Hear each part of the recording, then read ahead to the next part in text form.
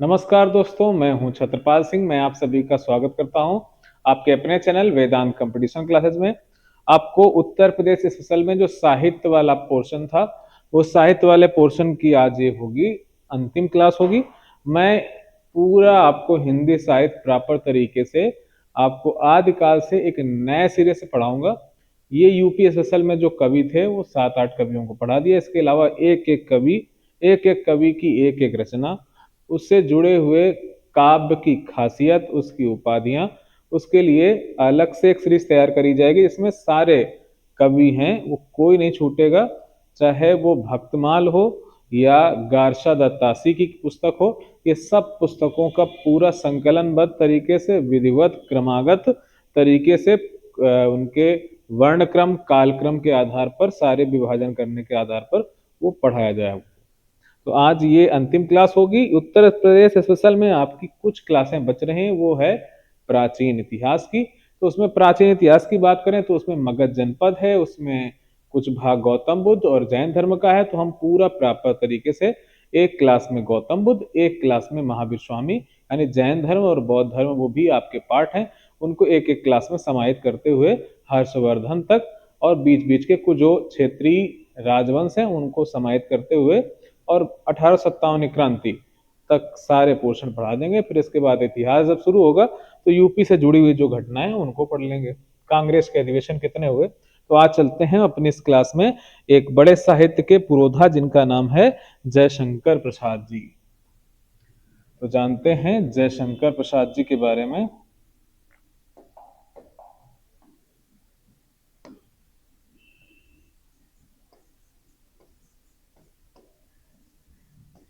जयशंकर प्रसाद, तो ये जयशंकर प्रसाद जी जो हैं, इनका जन्म 1889 में बनारस का एक इलाका है, उसी को काशी के नाम से जानते हैं, तो काशी जनपद में हुआ था। इनकी मृत्यु जो थी असामयिक मृत्यु हो गई और 1937 में इनकी मृत्यु हो गई, बहुत कम आयु में।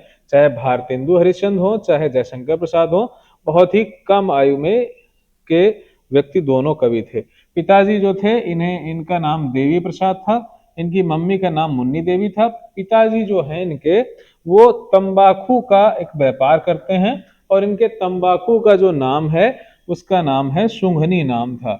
इसीलिए तंबाकू का ना उस लोकल इलाके में सुंघनी भी कहते हैं ना, मतलब लोग ऐसे बना के बड़ा फूंक मारे खाते हैं, तो इसलिए सुंघनी। इनके पापा को एक उपमा और दी गई थी, सुंघनी साहू भी कहते थे। तो सुंघनी साहू किसके पापा हैं? कलाधर के। अब इनका समय आया कि इनका नाम क्या रखते हैं, तो झारखंड में एक जिला है उसका नाम है देवघर नाम है।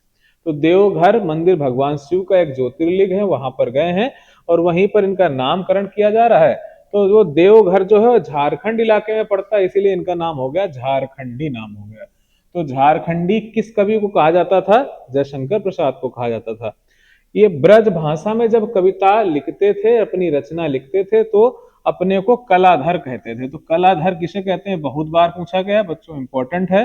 झारखंडी और कलाधर, तो जो ब्रज भाषा में रचना करते थे जयशंकर प्रसाद, उसमें अपना किस उपनाम का प्रयोग करते थे, तो कलाधर कहते थे।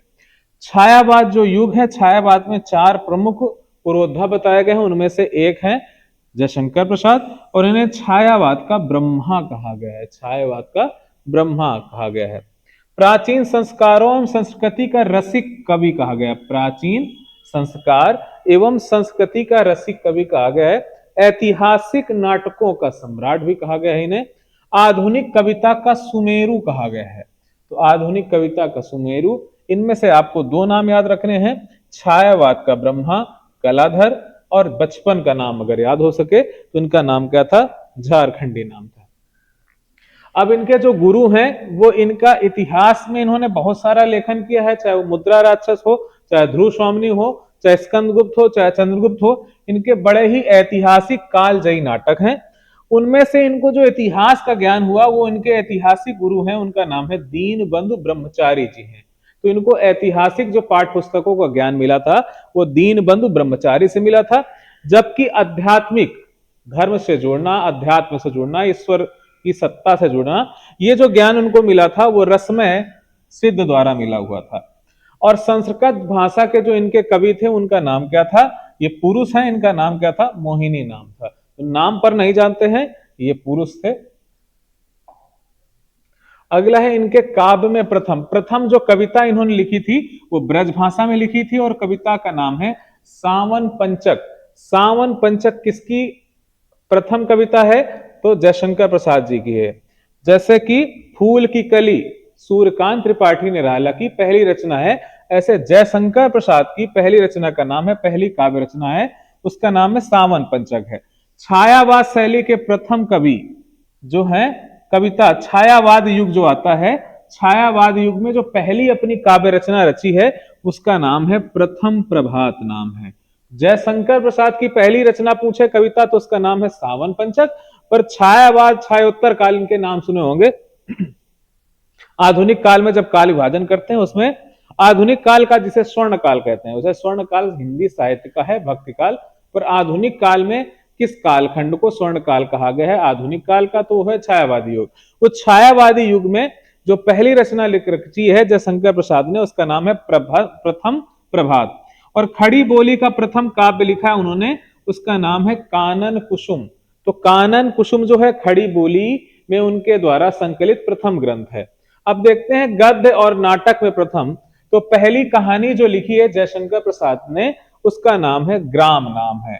कुछ विद्वानों का मानना है कि ये हिंदी की मूल कहानी थी, लेकिन मूल कहानी की हम एक पूरी सीरीज लेकर आएंगे, उस पर जानेंगे। इंदुमती पहली है कि उसने कहा कौन सी कहानी पहली मानी जाएगी, कि रानी केतकी कहानी, ये सब पर चर्चा करेंगे हम लोग। लेकिन जयशंकर प्रसाद की पहली कहानी का नाम है ग्राम, जो 1911 में लिखी थी। इनका जो प्रथम नाटक है, जयशंकर प्रसाद जी का जो प्रथम नाटक है उसका नाम है सज्जन नाम है।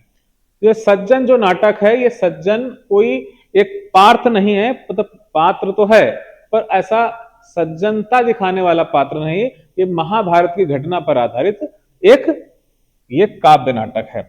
और प्रथम उपन्यास अगर देखें तो इनका प्रथम उपन्यास है कंकाल नाम है। क्या नाम है? कंकाल। और इनकी पहली कहानी संग्रह, ये देखो कहानी है, और ये जो छाया है उनका कहानी संग्रह है, कई सारी कहानियों को इसमें संकलित किया है जयशंकर प्रसाद। तो जयशंकर प्रसाद का पहला कहानी संग्रह का नाम छाया, जयशंकर प्रसाद की पहली कहानी का नाम ग्राम, और जयशंकर का पहला नाटक वो है सज्जन नाम है। आप जानते हैं इनके एक बड़ी तगड़ी महाकाव्य लिखा इन्होंने, जिसका नाम सुना होगा कामायनी। तो कामायनी बहुत चर्चा में रहा, और ये कामायनी जो है वो किस रस की प्रधानता है? तो कामायनी में शांत रस है। कौन सा रस है? शांत रस है। इस कामायनी के भाग हैं कितने? 15 भागों में कामायनी को बांट दिया गया। इस कामायनी में भी एक बात है, कई लोगों ने अपने जब भी शुरुआत करते हैं तो मंगलाचरण से शुरुआत करते हैं, देव स्तुति से करते हैं। यहां भी मंगलाचरण नहीं किया गया है। तो जयशंकर प्रसाद ने अपनी किस महाकाव्य पर या किस काव्य पुस्तक पर मंगलाचरण नहीं किया है? तो उसका नाम है कामायनी। रचना अगर माने कि रचना काल जो है 1935 है, ये ज्यादातर इतिहासकारों साहित्यकारों द्वारा माना गया है। इसमें जो शैली है उसका नाम है प्रबंध महाकाव्य। तो जो कामायनी है उसमें कौन से रस की प्रधानता है? शांत। कितने भाग हैं? 15। इसमें किसका उपयोग नहीं किया गया है? तो मंगलाचरण का प्रयोग नहीं किया गया है। शैली कैसी है? प्रबंध महाकाव्य है। रचना काल जो है 1935 है। कलाधर के बारे में बात करें तो इसमें जो कामायनी है उसके कामायनी के कुछ बहुत ही प्रसिद्ध पात्र हैं, जो व्यक्तियों के उस टाइम पर, छायावाद युग के टाइम पर, ये लोगों पर रस बस गए थे। तो ये जो मनु है, ये मन का प्रतीक है। श्रद्धा जो है वो हृदय का प्रतीक है, और जो ईडा है ये बुद्धि का प्रतीक है, और मानव है श्रद्धा और मनु का पुत्र है। तो ये जो मानव है श्रद्धा और मनु का पुत्र है, ईडा क्या है? बुद्धि का प्रतीक है। कई बार ना पात्र पूछ लेता है ये किस ग्रंथ से संबंधित है, तो ये जितने नाम लिए हैं ये सब किससे संबंधित हैं? कामायनी के पात्र हैं। कैलाश मानसरोवर जो है वो समरसता, आनंद और मुक्ति का धाम के रूप में प्रदर्शित किया गया है, और जो वृषभ है वो धर्म का प्रतीक है। कामायनी की अगर हम बात करें तो नायिका जो है वो है श्रद्धा। नायिका कौन है? श्रद्धा है। जो श्रद्धा है वो काम की पुत्री है। श्रद्धा जो है वो काम की पुत्री है। तो काम की पुत्री जो है उसे ही को क्या कह दिया गया? कामायनी। इसीलिए इसका नाम श्रद्धांजलि भी हो सकता था, पर श्रद्धांजलि होता तो किसी मृत्यु का प्रतीक हो जाता। लेकिन जो श्रद्धा है वो काम की पुत्री है, अर्थात कामदेव की पुत्री है, इसीलिए इस काव्य का नाम जयशंकर प्रसाद द्वारा कामायनी रखा गया। अगला चलते हैं, इसमें सर्गों की जो योजना है वो आला छंद है। इसमें चिंता, आशा, स्वप्न और निर्वेद, शांत है तो निर्वेद पक्का होगा। लावनी छंद है, इसमें रहस्य है, ईदा है, श्रद्धा है, काम है, लज्जा। रोला छंद में ये संघर्ष सर्ग है। सखी छंद है, इसमें वासना सर्ग है। रूपमाला छंद है, जिसमें रूपनंद सर्ग है। तो इन प्रकार के छंदों का प्रयोग करते हुए आला छंद, लावनी छंद, रोला छंद और सखी छंद और रूपमाला छंद जैसे छंदों का प्रयोग करते हुए कामायनी की रचना जयशंकर प्रसाद द्वारा पूरी की गई है।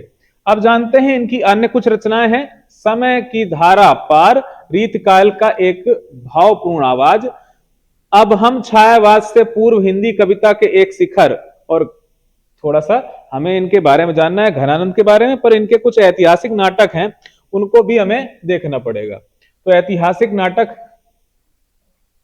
हम लिख लेते हैं, इसी में ऐड कर लेते हैं।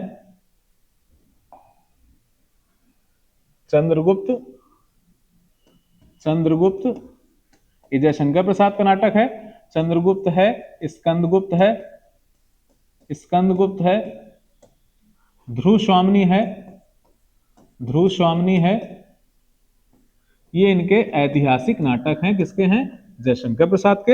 एक विशेष बात जयशंकर प्रसाद में आपको नोट करनी है, नोट डाउन करनी है कि जैसे कामायनी है, ऐसे एक रचना है इरावती। ये जयशंकर प्रसाद की अधूरी रचना है। तो इरावती किसकी अधूरी रचना है? जयशंकर प्रसाद की अधूरी रचना है। जैसे कि मंगलसूत्र एक रचना है, आप बताएंगे मंगलसूत्र किसकी रचना है? तो ये रचना है मुंशी प्रेमचंद्र की है, मुंशी प्रेमचंद्र की। प्रेमचंद्र इस रचना को पूरा नहीं कर पाए थे, तो प्रेमचंद्र की अधूरी रचना का नाम क्या है? वो है मंगलसूत्र। पर जयशंकर प्रसाद की अधूरी रचना का नाम क्या है? इरावती नाम है। चलते हैं हम अपने अगली स्लाइड पर और जानते हैं एक बड़े कवि जिनका नाम है घनानंद जी। घनानंद जी जो है वो कहाँ जन्मे थे? बुलंदशहर में जन्मे थे। इनका अगर परिचय दें तो एक राजा हुए थे जिनका नाम था मोहम्मद शाह रंगीला, जो स्वयं मदपान करते थे और महिलाओं की संगत पर, वैश्याओं की संगत पर रहते थे। उनके दरबार में हमेशा शराब और शबाब दोनों जोर शोर से चलता था। उन्हीं के दरबार पर रहते थे घनानंद बाबा रहते थे। तो उस घनानंद के दरबार में एक बड़ी प्रसिद्ध वैश्या थी जिसका नाम था सुजान नाम था। इसका नाम क्या था? सुजान था। तो एक बार राजा जो हैं मोहम्मद शाह रंगीला ने घनानंद से कहा कि आप हमारे लिए कुछ कविता गा दें आप। तो घनानंद ने कविता गाने से मना कर दिया, लेकिन उस कुछ दूर बैठी हुई सुजान ने घनानंद से कहा कि गाना एक सुना दो घनानंद जी। तो घनानंद ने पूरा कविता पाठ करना शुरू कर दिया। इस बात से मोहम्मद शाह रंगीला नाराज हो गया कि राजा की बात नहीं मानी इसने और वैश्या की बात मान ली है। तो घनानंद को उन्होंने अपने राज दरबार से बाहर जाने का आदेश दे दिया। तो घनानंद इसमें से एक तरफा प्यार करते हैं, उनको लगता है कि जितना प्यार हम करते हैं उतना ही प्यार शायद सुजान करती है। तो घनानंद चलते हैं दरबार से और कहते हैं कि सुजान आओ हमारे पीछे पीछे। और घनानंद को ऐसा आभास था कि शायद सुजान आ रही है। घनानंद जब बहुत दूर चले गए तब उन्होंने पीछे मुड़कर देखा तो पीछे कोई महिला नहीं आ रही थी। सुजान को तो छोड़ो, कोई महिला की परछाई तक नहीं गई। फिर भी उनकी जो प्रेरणा है, जो प्रेम है, वो किससे है? उसी सुजान नाम की वैश्या से है। तो इनकी जो विशेषता है, इनकी विशेषता में ये जब दरबार में थे तब उसमें अनुरक्त थे सुजान में, और फिर जब वो नहीं आई तो उसके वियोग में बहुत सारी कविताएं लिखी हैं घनानंद ने। तो घनानंद का जो काव्य की विशेषता है वो है उनका संयोग और वियोग, दोनों रस हैं इसमें, परिपूर्ण है रसों से। और ये जो रचना रचे हैं वो ब्रज भाषा में इनकी लिखी गई रचनाएं हैं। अब देखते हैं घनानंद की प्रमुख रचनाएं। इसमें आप देखेंगे बार बार घूम फिरकर एक नाम जरूर मिलेगा घनानंद बाबा की रचनाओं में, वो है सुजान। तो इनकी बड़ी प्रसिद्ध कविता है, उसका नाम है काव्य संग्रह, उसका नाम है सुजान सागर। पर सुजान से जब बिछड़ गए, जब दरबार से निकाल दिए गए, तो उन्होंने एक किताब लिखी है, उसका नाम है विरह लीला। कोक सागर, घन आनंद, सुजान विनोद, सुजान हित, वियोग बेली, प्रीति प्रवास। ये प्रीति प्रवास बहुत बार पूछी गई रचना, ये रचना आप याद रखेंगे, प्रीति प्रवास। और ये रचना सुजान सागर, और एक याद रखना है सुजान विनोद, सुजान हित। इसमें से घनानंद बाबा द्वारा लिखी गई जो 8 प्रमुख रचनाएं हैं, उसमें आपको 3 जगह सुजान नाम मिल जाएगा। अब आप समझ सकते हैं कि उनके पात्रों के नाम भी सुजान पर रखे गए हैं, तो सुजान को कितना प्यार करते रहे होंगे घनानंद बाबा। अब जयशंकर प्रसाद, दोनों से तुलनात्मक अगर देखें तो जयशंकर प्रसाद छायावाद के कवि हैं, दार्शनिक कवि हैं, जिन्होंने अपनी महाकाव्यात्मक दृष्टि से, प्रतीकात्मक गहराई से हिंदी कविता को आधुनिक बनाया। और हम बात करें घनानंद बाबा की, तो वो रीतकाल के कवि हैं, वो प्रेम के पीर गायक हैं, प्रेम को गाने वाले गायक हैं, जिन्होंने सच्ची व्यक्तित्व अनुभूति, स्वयं के प्रेम को उन्होंने उल्लेख किया है, दूसरे का अनुभव नहीं किया उन्होंने, है ना। ना तो वो मलिक मोहम्मद जैसी हैं कि वो उल्लेख करते रत्नावली और पद्मावती और नागमती और रतन सिंह का, लेकिन ये जो है स्वयं में जीवंत हैं, अपने ही प्रेम को अपने ही शब्दों की धार से उसे उन्होंने लिखा है।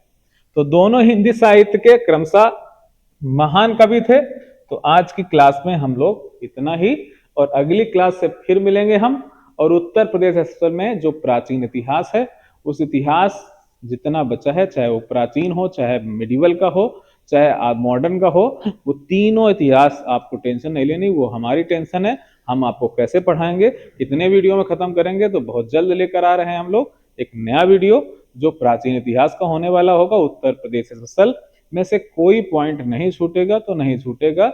ये पूरा जो लेखपाल परीक्षा है या यूपी ट्रिपल कोई परीक्षा लेती हो, या उत्तर प्रदेश के किसी भी एग्जाम में बैठने वाले हो आप, अब उन सभी परीक्षाओं के लिए अत्यंत महत्वपूर्ण सीरीज है। इसमें यूपी का कोई भी एक फैक्ट नहीं छूटेगा, ये हमारी गारंटी है।